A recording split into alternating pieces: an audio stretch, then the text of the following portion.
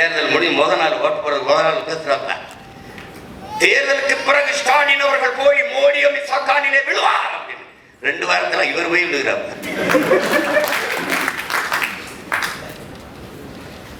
போராடி தடுத்து வச்சிருந்த அத்தனையும் எழுதி போட்டாங்க. ஜல்ஜன் ஜல்ஜீவன் ஒரு குடிநீர் திட்டம். ஒரு நாட்டு குடிமக்களுக்கு வாக்கு செலுத்தின குடிமக்களுக்கு தண்ணி கூட கொடுக்க துப்பு இல்லை.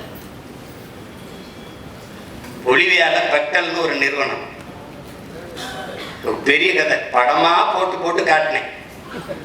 இத்தனை ஊடகம் இருக்கு, ஒருத்த போட்டு காட்டல. என்னென்னமோ சொல்றாங்க, அந்த பாருங்கடா. போடா திரும்புடா உட்காரா. அவன் ஊடகத்தை மயிரோட கூட மதிக்கிறது இல்லை. அதை தீ கூட ஐயோ போயிருக்காரு. நம்ம மாண்போட மதிப்போம், நம்மள மதிக்கிறது இல்லை. ஊடக தீண்டாங்க. நம்ம ரொம்ப தாழ்த்தப்பட்டவன் அவங்க பார்வை, தீண்டத்தகாதவன். நான் நீ என்னடா என்னைய ஒதுக்குறது தீண்டாத, நான் உன்னை திரும்பி கூட பார்க்க. நீ என்ன செய்தி போடுவ, நீ என்னை காட்டுவாய் கட்சி ஆரம்பிச்சு நினைக்கிறேன். நீங்க எல்லாம் பேசி என்னை வளர்ப்பீங்கன்னு கட்சி ஆரம்பிக்க நினைக்கிறேன். நான் செய்ய வந்தது தேர்தல் அரசியல், கட்சி அரசியல் அல்ல, மக்கள் அரசியல். நான் செய்ய வந்தது செய்தி அரசியல், விளம்பர அரசியல் அல்ல, சேவை அரசியல், செயல் அரசியல். நெருப்பு சொல்றான், நெருப்பு சுடும் நெருப்பு சுடும் நெருப்பு சுடும். ஓராண்டு படம் நடத்தினாலும் பயனில்லை. தொடும் சொல்லு, தொடுவான். அதுக்கப்புறம் நீர் அவன் சொல்லுவான், நெருப்பு சுடும் நெருப்பு சுடும் நெருப்பு சுடும். இப்ப சொன்னேன், அவன் கேட்கல, தொட்டான். இப்ப பேசுவான் 6 மாசம் கழிச்சு, நெருப்பு சுடும் நெருப்பு சுடும் நெருப்பு சுடும்.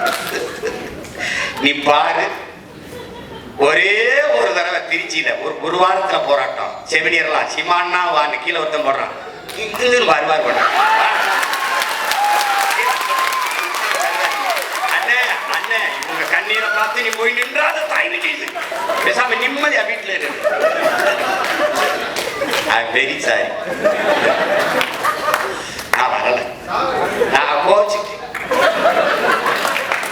நாங்கடா உங்க பிரச்சனை வர.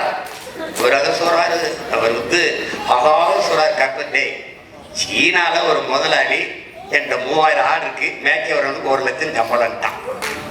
பலாயிரக்கணக்கான பேர் போய் நிக்கிறான், படிச்சவன் போறான். இல்ல தந்தி டிவின்னு ஒண்ணு இருக்குல்ல, முந்திக்கிட்டு செய்தி சொல்ற ஒரு டிவி, உண்மையும் நேர்மையை தவிர எதையும் சொல்லாது. அப்படி ஒரு தொலைக்காட்சி, அந்த தொலைக்காட்சி தேநீர் நேரம் டிக் டைம் அப்படின்னு வச்சிருக்கு. அதுல பேசுது, சீனாவிலே ஆடு மேய்க்கவருக்கு 1 லட்சம். சீனா சொன்னா ரசிக்கு, அதே சீமா சொன்னா சீரிக்கு. இவங்களுக்கு நோய்டா, இவங்களுக்கு நோய்.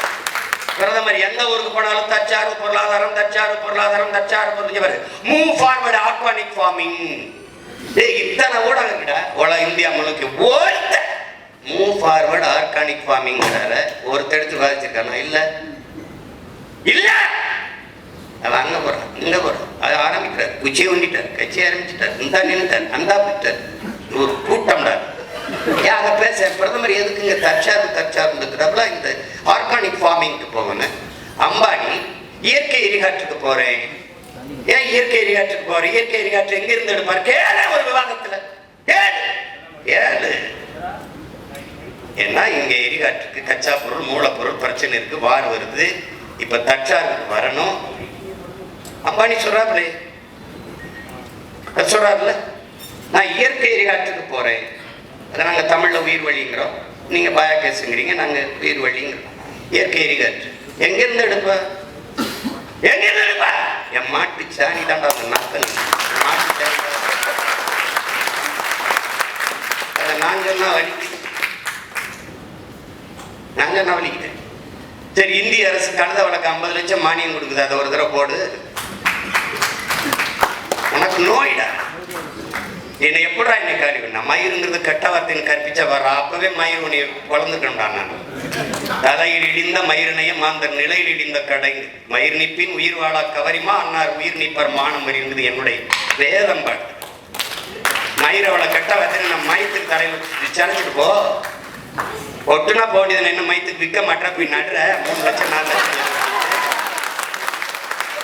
உயிரை கொடுத்த சாமிக்கு இதை வளர்த்து சடசடையா சிறைக்கிறிய இப்ப மயிர்களுக்கு தான் அவரை மதிக்கிறியா? அவனுக்கு காணிக்கையா மயிரை கொடுக்குறீன்னு அது புனிதமானதா கெட்டதா? என்னடா கற்பிச்ச நீ? எனக்கு என்னடா கற்பிச்ச?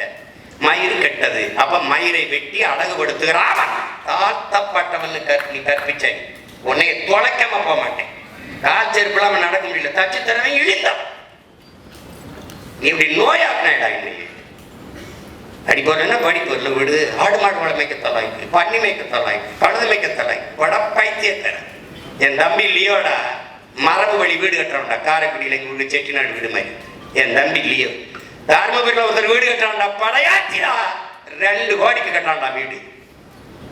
இந்த வீடு அப்படி பங்களா மாதிரி கட்டுறான்டா. வீடு மரபு வழி மாறாம அப்படி ஒரு சாந்து ஒரு சொட்டு சாந்து இல்லடா. செங்கல் சுண்ணாம்பு வச்சு கட்டுறான்டா. குடிருட்டி தேவையில்ல, மின் விஷயத்தை விட குழு குழு குழுன்னுடா கட்டுறான்டா. என் தம்பி, என் சொந்த தம்பி கட்டுறான்டா. என் கட்சியில் இருக்க பிள்ளை அவன் சொல்றான் வீடை பார்த்து, தம்பி நீ எத்தனை கோடி வேணா 2 கோடிக்குள்ள முடியும், எத்தனை கோடி வேணாலும் செலவழிப்போம், நீ பண்ணு. என்னையா வருமானம்? நான் பண்ண வச்சிருக்கீங்க. சரி, நான் சத்தியத்தை சொல்றேன். எங்க அப்பா மேலானையா உண்மை திறந்து அவர் அலைவீச்சில் இருக்கு. என்ன தஞ்சாவூர் தான் பேட்டா சொல்லுவான். தட்டிக்கிட்டு இருக்கான் தர்மபுரியில. பண்ணி வைக்கிட்டே 10 குட்டி வாங்கிவிட்டையா 6 கோடி வருமையா? அது எனக்கு 6 கோடிக்கு பண்ணி இருக்கு. நீ கட்டியாண்டு கட்ட படையாச்சி பண்ணி வளர்த்து சம்பாதிக்கா. பைத்தியக்கார எங்க பொருளாதாரம் இருக்குன்னு தெரியாது. இருக்கா அரசா மருத்துவமனைக்கு வெளியில வரும்போது கழுதப்பால் ஒரு இது 1000 ரூபாய்டா. ஒரு என்னது அதை சொல்றது, ஒரு சங்க 1000 ரூபாய்டா. மருந்துடா. கழுதமைக்கு தொலைக்கு, பாடுமாடுமைக்கு தொலைக்கு. டேய் நீங்க எல்லாம் அறிவு இருக்கிறவங்களாடா. வேளாண் துறைக்கு ஒரு அமைச்சர் போட்டுக்க. என்ன புடுங்கிறதுக்குடா போட்ட? அவன் அரசு அமைச்சர். அவருக்கு ஒரு கான்வாய், அவருக்கு ஒரு வீடு, அவருக்கு ஒரு அபரிது. அவர் அரசு அமைச்சர். கால்நடைத்துறைக்கு ஒரு அரசு அமைச்சர், பால்வளத்துறைக்கு ஒரு அமைச்சர். இவன் 3 பேருடைய வேலை என்னடா சொல்லு? நாங்க பின்னோக்கி இருக்கிறோம், இவருக்கு முன்னோக்கி போறாங்க.